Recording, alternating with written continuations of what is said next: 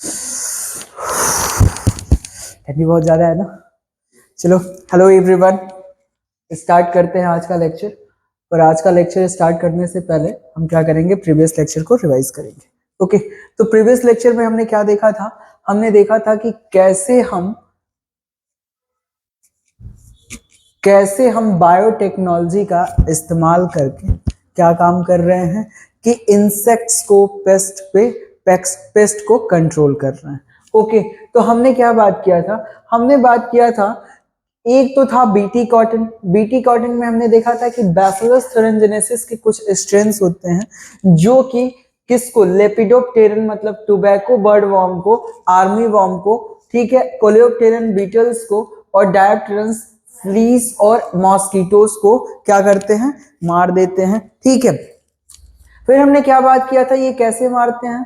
तो एक्चुअल में जो बीटी जीन है, बैसिलस thuringiensis का जो जीन है, वो एक इनएक्टिव क्या बनाता है, प्रोटीन बनाता है, प्रोटीन क्रिस्टल, जो कि क्या काम होता है, जो कि आपका किसमें, इंसेक्ट के गट में एल्कलाइन पीएच पाने की वजह से वो एक्टिवेट होता है और एक्टिवेट होने के बाद क्या काम करता है, मिड गट के एपिथेलियम से जुड़ता है और उसमें पोर्स क्रिएट कर देता है, जिससे कि इंसेक्ट जो है वो मर जाता है। ठीक है, वहां पे क्या होती है, स्वेलिंग होती है और लाइसिस हो जाती है, किसके, टिश्यू की, जिससे इंसेक्ट की डेथ हो जाती है। फिर हमने बात किया था कि जो बीटी कॉटन में जीन है रिस्पॉन्सिबल है, तो वो कौन है? जो बीटी कॉटन का जीन होता है जो टॉक्सिन प्रोड्यूस करता है, उसका हमने नाम क्या बोला था, क्राई।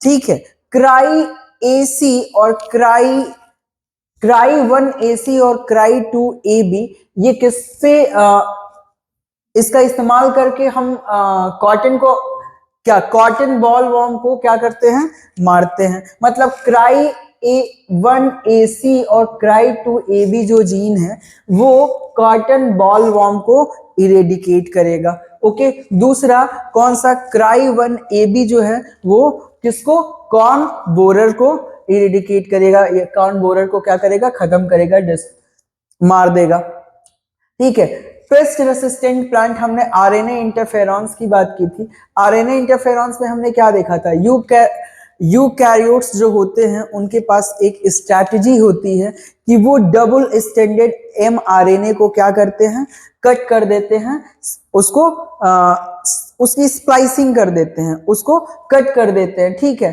तो इसी टेक्निक का इस्तेमाल करके हम क्या करते हैं कि एक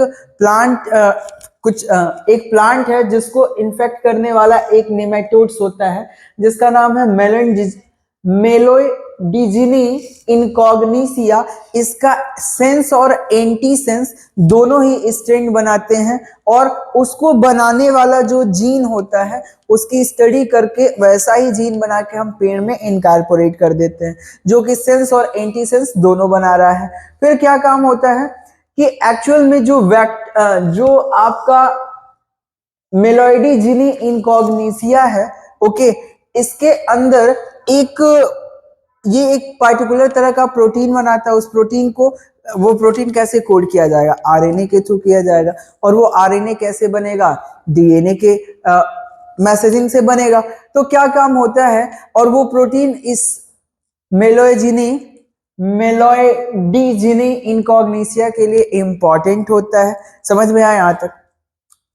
तो हम उसी प्रोटीन को इनकोड करने वाले डीएनए का क्या काम करते हैं, कॉपी तैयार करते हैं, जिससे कि वो सेंस और एंटी सेंस हम दोनों बना पाए, मतलब आरएनए, और उसको हम प्लांट में क्या करते हैं, जोड़ देते हैं। फिर क्या होता है कि ये जो आपका कौन, मेलोडिजिनी इनकॉग्निसिया प्लांट को अगर अफेक्ट करेगा तो प्लांट के बॉडी में सेंस और एंटी सेंस दोनों ही बना है, जिसकी वजह से क्या होगा, वो चला जाएगा किसमें, इस नीमेटोड्स में। और क्या होगा, उस नीमेटोड के अंदर एक कैपेबिलिटी है उसके सेल में, आरएनए स्प्लाइसिंग की, डबल स्टैंडर्ड आरएनए को क्या करेगा, कट कर देगा, जिसकी वजह से ये जो ऑर्गेनिजम्स है वो उसकी डेथ हो जाएगी।